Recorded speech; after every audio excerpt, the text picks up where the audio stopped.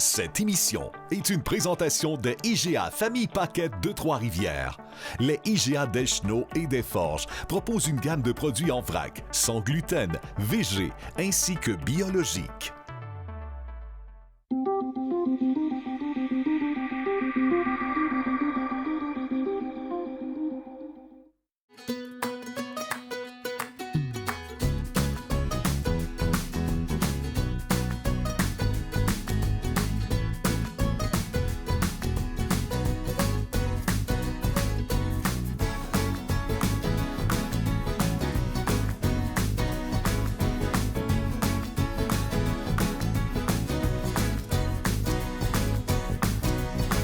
Bonjour et bienvenue à la deuxième saison de Manger Santé Guide simplifié. Je suis tellement contente de vous retrouver encore une fois cette année. J'ai tenté de vous écouter lorsque je vous ai rencontré dans les marchés publics, les épiceries ou lorsque vous m'avez écrit sur Facebook ou via courriel, et je vous remercie d'ailleurs d'avoir pris le temps de me contacter. J'ai tenté de retenir quels étaient vos questionnements, quels étaient les sujets qui vous intéressent vraiment. On commence en force aujourd'hui avec un sujet très populaire, l'alimentation crue ou le crudivorisme pour les intimes. Pour vous expliquer un petit peu en quoi ça consiste, le crudivorisme, c'est une forme d'alimentation où les aliments n'ont jamais été chauffés à plus de 48 degrés Celsius. Les amateurs de crudivorisme, les crudivoristes qu'on appelle, en général vont être végétaliens, mais ce n'est pas systématique. C'est un peu comme avec le végétarisme. Chez les végétariens, on entend de plus en plus parler de flexitariens, de pesco-végétariens, donc de gens qui, en général, vont manger végétarien, mais vont aussi inclure des repas de viande de temps à autre. C'est un peu la même chose chez les crudivoristes. Donc, souvent, on va rencontrer des végétaliens, mais il va aussi y avoir des crudivoristes qui vont manger cru une partie de la semaine et le reste de la semaine qui vont intégrer d'autres aliments, souvent de source animale aussi, mais des fois aussi vont rester dans le cru, donc vont consommer par exemple des tartares. Il y a de nombreux avantages à adopter l'alimentation crue. Tout d'abord, c'est que lorsqu'on cuit nos aliments, on va perdre jusqu'à 70% des nutriments. Donc, en consommant des légumes et des fruits, et vous noterez que, comme l'année passée, je vous dis beaucoup légumes et fruits et non fruits et légumes, j'ai tendance à vous inviter à manger plus de légumes que de fruits. Donc, en consommant plus de végétaux, vous ajoutez plein de minéraux, de vitamines, d'antioxydants à votre alimentation et vous tassez un peu de côté la nourriture raffinée, transformée. Donc ça, c'est hyper intéressant parce que d'emblée, vous réduisez vos risques de maladies cardiovasculaires, d'hypertension, de cancer, de diabète. Donc très intéressant à ce niveau-là. Je trouve très important de vous expliquer la différence entre les vitamines et les minéraux en ce qui a trait à la chaleur. Pour les vitamines du spectre B sont particulièrement sensibles à la chaleur. Donc, les vitamines du spectre B sont très importantes pour votre système nerveux, votre cerveau, donc on veut éviter de les perdre. Même chose pour vitamines A et C, qui sont des antioxydants très importants. Ces deux vitamines-là, on les perd lorsqu'on cuit les aliments. En grande partie, là, elles vont vraiment être affectées. Vitamine C, pour vous donner un exemple, lorsqu'on pasteurise le jus d'orange, les jus d'orange qu'on achète, en général, vous allez voir sur le contenant, il est inscrit qu'il a été pasteurisé. Lorsqu'on pasteurise, on est à 63 degrés Celsius environ pour un minimum de 3 minutes. Et je ne sais pas si vous vous rappelez tout à l'heure, en crudivorisme, je vous mentionnais qu'on allait jusqu'à 48 degrés Celsius maximum. Donc, on va perdre jusqu'à la moitié de notre vitamine C lorsqu'on pasteurise le jus d'orange. Donc, souvent, les compagnies vont remettre une vitamine C de synthèse pour s'assurer qu'on a vraiment un apport intéressant. Pour les minéraux, c'est différent. Généralement, les minéraux vont être moins affectés par la chaleur, mais rappelez-vous que si vous bouillez vos légumes, par exemple, bien, vous allez perdre les minéraux dans l'eau de cuisson lorsque vous la jetez. Si vous faites un potage, par exemple, ce n'est pas grave parce que vous gardez l'eau de cuisson dans laquelle vous avez fait cuire vos légumes. Mais sinon, pensez à la vapeur douce ou peut-être à faire tomber vos épinards rapidement là, à une chaleur qui est moindre dans une petite poêle. Là, vraiment, vous allez conserver tous les minéraux. Il y a certains fruits et légumes qui ont avantage à être cuits de temps à autre parce que notre corps va mieux assimiler les nutriments qu'ils contiennent. Je vous explique, par exemple, la tomate. La tomate contient du lycopène, qui est un composé anti-cancer, antioxydant. Et lorsqu'on cuit la tomate, on va vraiment activer le lycopène. Donc, essayez de consommer vos tomates cuites de temps à autre et crues parfois. Il y a aussi la pomme de terre et l'aubergine. On conseille vraiment de les cuire parce qu'elles vraiment contiennent un composé qui est toxique, une substance toxique. Donc, on évite ces deux aliments-là en version crue. Au niveau de la famille des crucifères, donc les choux, les brocolis, les choux-fleurs, c'est intéressant de les consommer crus de temps à autre. Le brocoli, entre autres, contient du sulforaphane, qui est un composé anti-cancer. Donc ça, c'est intéressant. Par contre, toute la famille des crucifères peut contribuer à des problèmes de thyroïde, de l'hypothyroïdie, si on les consomme souvent en version crue. Donc, essayez de les cuire aussi de temps à autre, ça va vous donner un coup de pouce de ce côté-là. Dernière catégorie que je voulais absolument vous nommer, c'est les légumes à feuilles vertes. Je vous en parle souvent, je suis une adepte des légumes à feuilles vertes. Par contre, c'est une catégorie d'aliments qui contiennent ce qu'on appelle de l'acide oxalique. Et l'acide oxalique va freiner l'absorption de certains minéraux, dont le fer et le calcium, pour lesquels on a souvent une carence, surtout chez les femmes. Donc, si vous voulez bien absorber votre fer, votre calcium, pensez de temps à autre à faire cuire entre autres vos épinards, mais comme je disais tout à l'heure, peut-être les faire tomber doucement dans la poêle au lieu d'une cuisson qui est très agressive pour ne pas tuer toutes les vitamines qui, elles, sont vraiment sensibles à la chaleur. Là, on tombe dans quelque chose qui m'intéresse énormément, c'est de la vie pure, c'est la germination. Dans le fond, toutes les graines peuvent être germées, on peut aller là, des légumineuses jusqu'à la luzerne. Ici, j'ai du fenugrec, j'ai un peu de tout. Et là, je veux vraiment vous parler du processus, mais des avantages aussi à manger des germinations et des pousses, parce qu'évidemment, on est dans le cru. Les avantages, entre autres, c'est que lorsqu'on fait tremper les graines avant de les germer, on va activer des enzymes qui vont faire que c'est beaucoup plus facile à digérer. On a évidemment énormément de vitamines et de minéraux parce que dans nos petites graines, il y a tout le potentiel de l'aliment qui va croître ensuite. Donc, je vous donne un exemple. Ici, j'ai des graines de brocoli, mais ces tout petites graines-là vont devenir des brocolis entiers. Donc, il y a vraiment tous les enzymes, les vitamines, les minéraux nécessaires à créer un brocoli éventuellement dans ces petites graines-là. Donc, lorsqu'on va les faire germer, les tremper, les faire germer, on va vraiment activer toute la vie et on va consommer cette vie-là, ces vitamines, minéraux-là, à l'état pur. Donc, c'est hyper intéressant au niveau nutritionnel. Si vous avez envie de vous lancer dans la germination à la maison, sachez que c'est hyper simple. Là, je ne peux pas vous montrer toutes les techniques aujourd'hui, donc je vais vous préparer 2 tableaux. Un qui va vous parler des temps de trempage et des temps de germination pour chacune des graines, mais aussi un autre tableau qui va vous expliquer comment faire germer à la maison. Je vous montre rapidement, même si aujourd'hui je ne vous expliquerai pas en détail comment ça fonctionne, mais il y a entre autres les germoirs qu'on peut acheter comme ça, très simple d'utilisation. Souvent dans ces germoirs-là, on va faire germer surtout les petites graines comme la luzerne. J'en ai ici, je vous la montre rapidement. Là. La petite luzerne comme ça va très bien dans les germoirs. Donc, aujourd'hui, ce que je vous montre, c'est mon procédé le plus simple et mon préféré personnellement, c'est le pot maçon. Donc, à la maison, très facile à faire. Ici, on a du fenugrec. Donc, moi, c'est une des pousses que j'aime beaucoup pour les salades et je l'utilise pour mes chevaux aussi parce qu'ils adorent ça en collation. Donc, quand je fais mes germinations dans les pots maçons, je fais tremper toute une nuit. Souvent, la plupart des graines, c'est au minimum 4 heures, souvent jusqu'à 8. Et donc, je vous donne un autre exemple. Là, on a le fenugrec, mais ici, j'ai des graines de tournesol. Normalement, on utiliserait un autre procédé pour les graines de tournesol. Vous allez avoir tout ça sur le document que je vous ai préparé parce que les graines de tournesol, ce qui est intéressant, c'est que quand on les laisse aller, elles deviennent longues comme ça et on peut les couper pour les utiliser pour nos salades. Ça, c'est des pousses de pois mange-tout, délicieuses aussi en salade. Mais dans ce cas-ci, moi, j'ai triché, j'ai pris mon pot maçon parce que je ne voulais pas nécessairement avoir des grandes tiges que je coupe. Comme je vous disais, c'est pour mes chevaux. Pour vous expliquer comment le pot maçon fonctionne, c'est qu'une fois que mes graines ont trempé toute une nuit, je rince, je jette toujours l'eau de trempage et là, je mets dans un grand pot maçon que je vais rincer matin et soir. Et j'utilise un coton fromage, soit avec un élastique, ou je peux aussi utiliser l'anneau qui vient à l'origine avec le pot maçon, comme ça. Ici, c'est des lentilles, légumineuses aussi, ça se fait germer facilement. Donc, vous pourriez utiliser l'anneau ou l'élastique. Et donc, élastique avec le coton à fromage, matin et soir, je rince. Et là, j'accote en angle. Vous allez voir, il y a peut-être un petit peu d'eau qui va sortir parce que ce matin, je les ai rincés. Je l'accote en angle comme ça sur mon comptoir, pas directement à la lumière du jour. Et donc, on attend quelques jours. Vous allez voir rapidement, ça germe. Et dès qu'on a la petite queue qui sort comme ça ici, là, on voit vraiment la petite queue de germination. Ça veut dire qu'on a activé les enzymes, les vitamines, les minéraux. Donc, déjà, on est prêt à les consommer. Hyper intéressant au niveau nutritif et délicieux sur les salades, c'est croustillant. J'adore aussi, je vais vous montrer en dernier lieu, les haricots mognes. les mung, M-U-N-G. Les petits haricots mung là, sont délicieux, très croustillants, puis ont un petit goût un peu moins fort aussi. Donc, belle alternative là, si vous débutez les germinations à la maison. Celui-là se fait très bien aussi en pot maçon. Je poursuis en vous proposant quelques lectures. Je vais tasser toutes mes pots avant de vous proposer ça.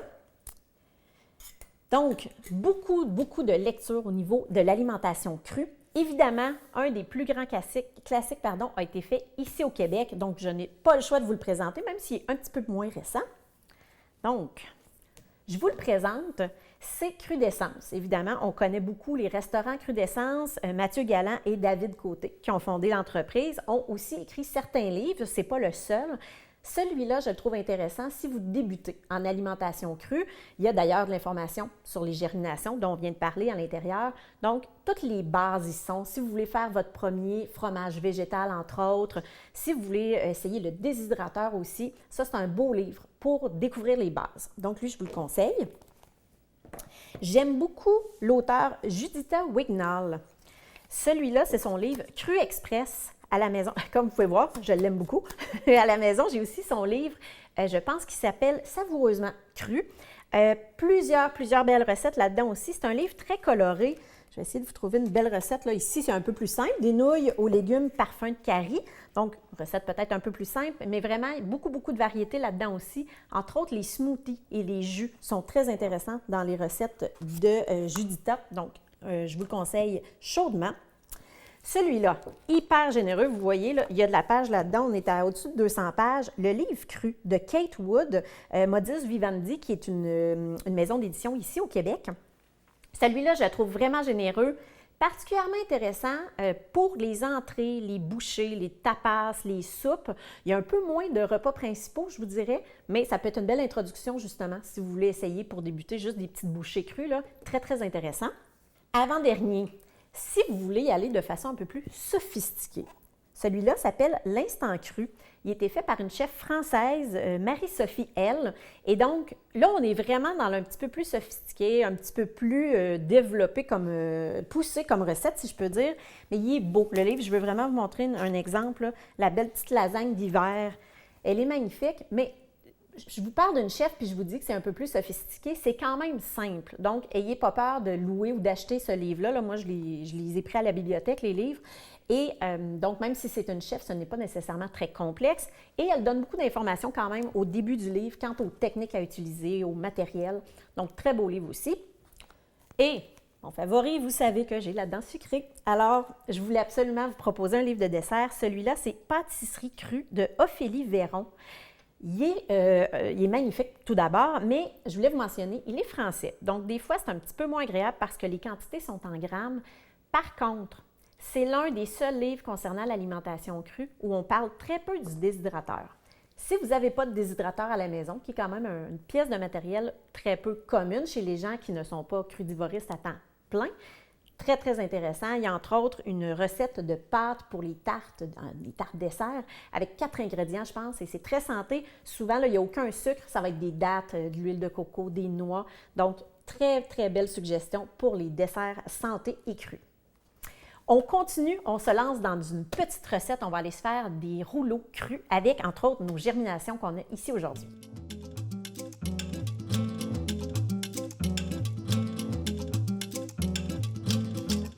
Aujourd'hui, je suis hyper excitée de enfin découvrir une entreprise qui est un coup de cœur pour moi, la ferme urbaine Orenda. Donc, c'est entouré de toute cette belle verdure que je m'en vais rencontrer le fondateur Samuel Daguerre.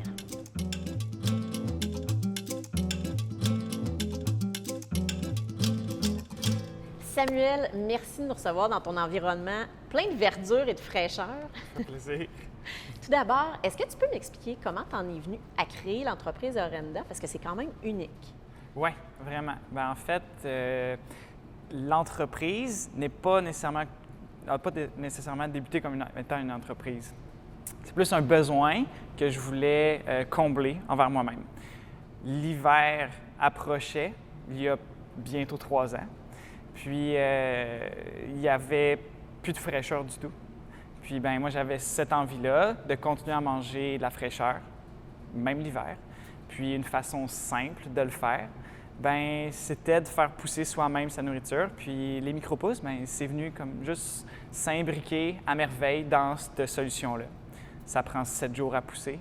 Puis rapidement, je pouvais me nourrir moi-même. Donc être un petit peu plus indépendant au niveau de mon alimentation. Puis manger de la fraîcheur, même quand il fait moins 20 dehors. C'était une bonne solution pour moi, mettons, de cette façon-là.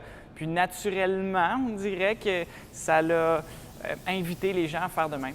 Donc ça a commencé tout simplement pour moi. Puis quelques semaines après, ben je distribuais mes micro-pousses aux amoureux de la bonne alimentation. C'est ceux qui avaient envie de manger des aliments frais, goûteux, savoureux, puis très, très, très nutritifs. Puis d'où est venue l'idée d'appeler l'entreprise Orenda? Parce que je pense qu'il y a une signification bien spécifique derrière le mot. Quand j'ai vu le mot Orenda, ben c'est venu chercher quelque chose à l'intérieur de moi. Puis ce mot-là, c'est un mot iroquois qui veut dire que chaque être humain a le pouvoir de changer le monde ou sa propre vie. Chaque micro-pousse a la chance, si on la développe, de donner une gigantesque et magnifique plante, tout comme l'humain qu'on pourrait devenir si on a la force puis le courage de parfois sortir de notre zone de confort, puis justement d'aller développer cet humain qu'on est. Ah, c'est génial comme nom. Puis on sent ta passion pendant que tu parles. Et là, je me doute que tu n'es pas seule. Est-ce que tu as une équipe avec toi qui t'aide là, pour faire pousser tes magnifiques pousses? Oui, absolument. Puis je suis très content qu'on en parle parce que l'équipe grandit en ce moment. Puis il va continuer à grandir encore, j'espère, puis fleurir très, très longtemps. Mais pour l'instant, on est à peu près une équipe de 5-6 personnes. Puis certaines vont travailler, disons, la semaine, s'occuper des micro-pousses, les arroser. Puis on s'investit de plus en plus dans les événements, disons, municipaux ou de la région, régionale. Fait qu'on peut être dans des marchés publics l'été, dans des marchés de Noël l'hiver, dans des marchés, dans des salons des artisans. Puis c'est vraiment une belle façon de nous faire connaître. Donc là, encore une fois, on a besoin de gens, puis l'équipe grandit pour répondre à ce besoin-là.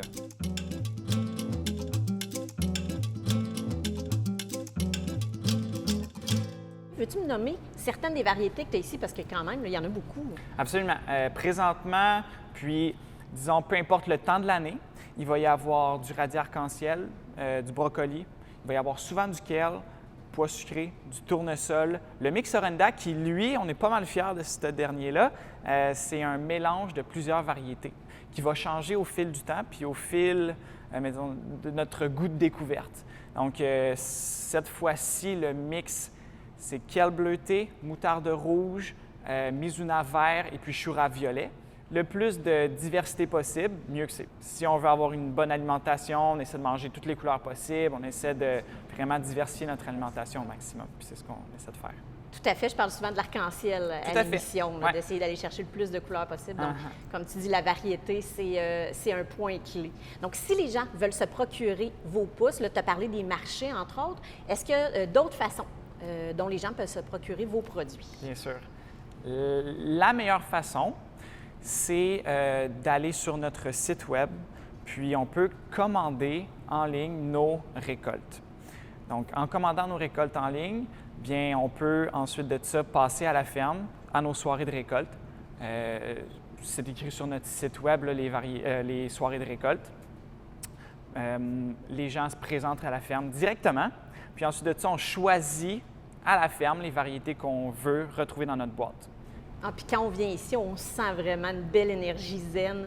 Quand on entre, on se dépose avec la verdure. Là, c'est vraiment un bel environnement. Merci, infiniment. Bien, je te remercie de nous avoir accueillis. Et moi, si tu me permets, là, je vais aller me promener avec toi dans les rangées parce que je pense que j'ai envie de goûter un petit pois sucré. Excellent, ça me fait Merci. plaisir. Merci à toi.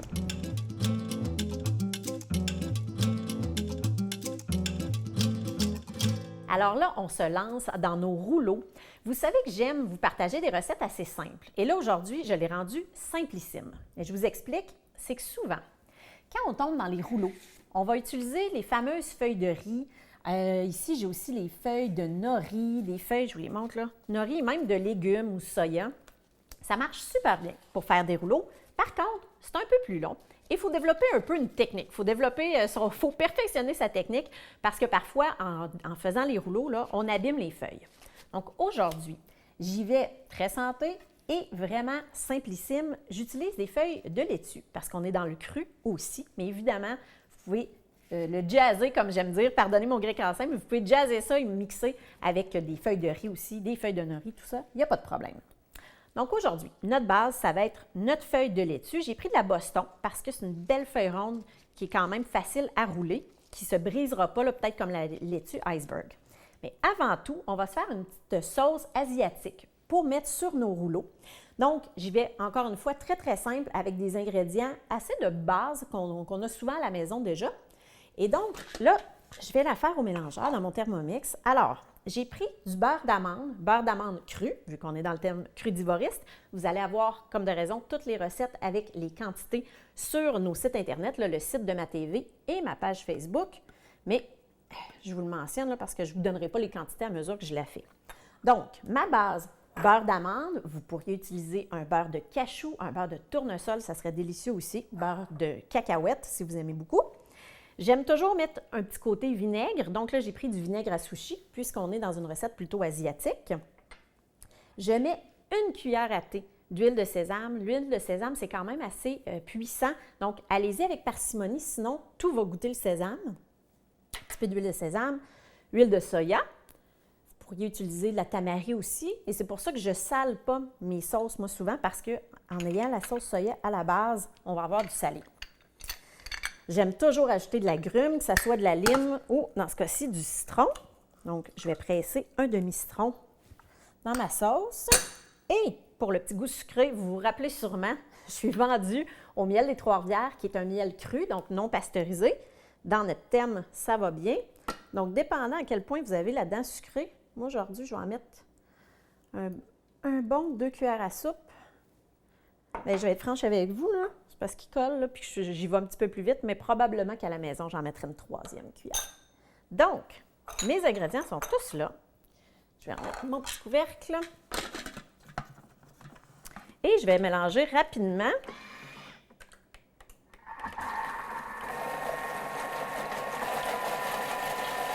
Et là, vous pourriez aussi ajouter, entre autres, vous pourriez ajouter du gingembre. Ça serait délicieux dans cette recette-là. Donc, allons voir. Et voilà, elle est super belle déjà. Je vais tasser mon couvercle. Là, je vais me prendre un petit bol thématique un peu asiatique pour rendre ça joli. Donc, je vais venir la verser. Je vais vous montrer le résultat dans un instant. Et là, vous pouvez y aller aussi avec votre goût. Hein. Si vous aimez une texture plus épaisse, là, elle est assez crémeuse, mais vous pourriez mettre un peu plus de beurre de noix, dépendant de la texture que vous voulez avoir. Donc là, on a vraiment une belle... Je vais prendre ma spatule, en fait, pour vous la montrer. Je triche, je m'étire. Donc, belle texture, là, quand même assez liquide, parce que dans ce cas-ci, je ne tremperai pas mes rouleaux, comme lorsqu'ils sont dans une feuille de riz. Je vais verser ma sauce sur le dessus de mes rouleaux. Donc, ma sauce est prête. Je laisse ça de côté. Et on va rouler nos rouleaux. Je vous montre aujourd'hui qu'est-ce que j'utilise. Donc, pour le fond de ma feuille de laitue, là, je vais tricher un peu. J'ai des vermicelles. Ils sont cuits, évidemment. Vous pourriez prendre du riz, vous pourriez prendre du quinoa aussi. Pensez à varier vos grains. Idéalement, toujours utiliser des grains entiers. Donc là, mes vermicelles aujourd'hui, c'est du riz brun. Donc, je vais mettre un petit peu de vermicelle. Évidemment, vous pourriez ne pas mettre de grains aussi non plus. Ce qui est intéressant dans cette version-là aussi, c'est qu'en étant avec du riz, vous êtes sans gluten aussi. Et là, vous pouvez vous amuser. Moi, évidemment, j'aime mélanger mes fruits, mes légumes. Le fait d'avoir un petit fruit souvent dans un rouleau comme ça amène une belle fraîcheur, un beau sucré. Là, aujourd'hui, moi, je prends quelques radis. Et ça, c'est la variété déjeuner là, du radis, donc il est moins fort. Si vous êtes moins amateur de radis, ça peut être intéressant. J'ai des belles nectarines. Évidemment, allez-y en saison aussi, quand c'est la saison des pommes, des fraises. Si vous avez des fraises congelées même de la saison estivale, là, intéressant.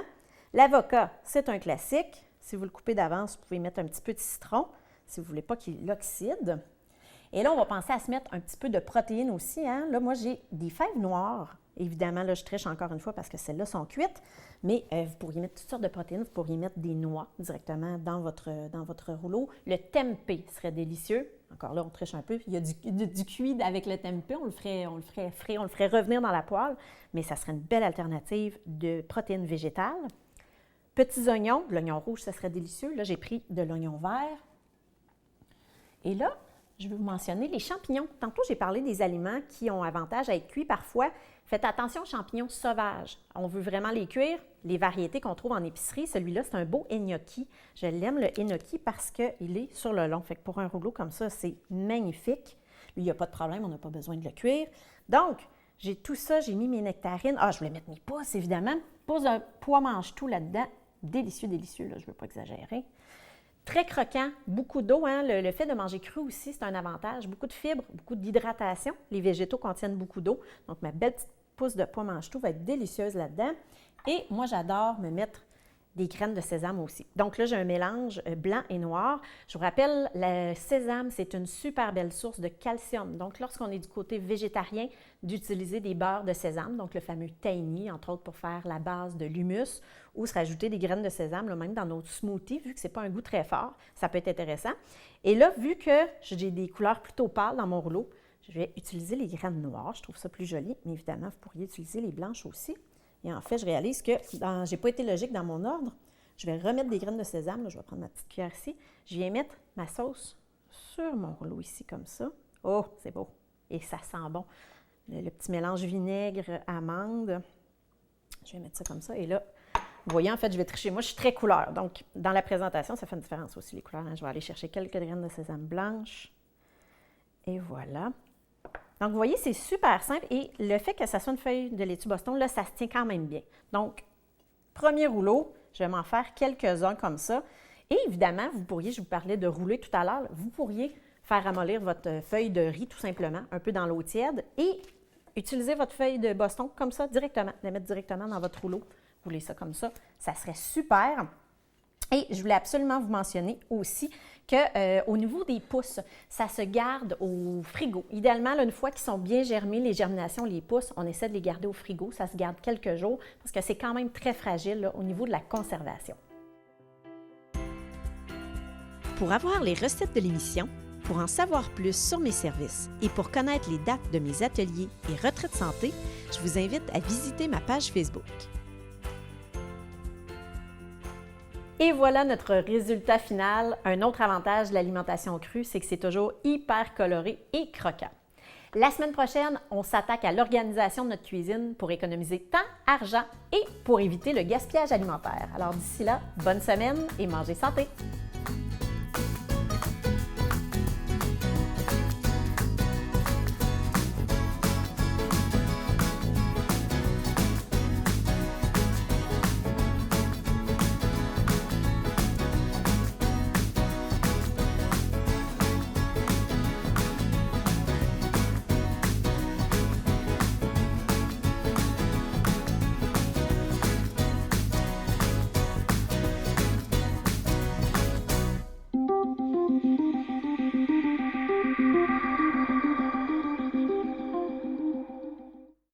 Les IGA Famille Paquette de Trois-Rivières, commanditaire officiel de Manger Santé, guide simplifié, vous ont présenté cette émission.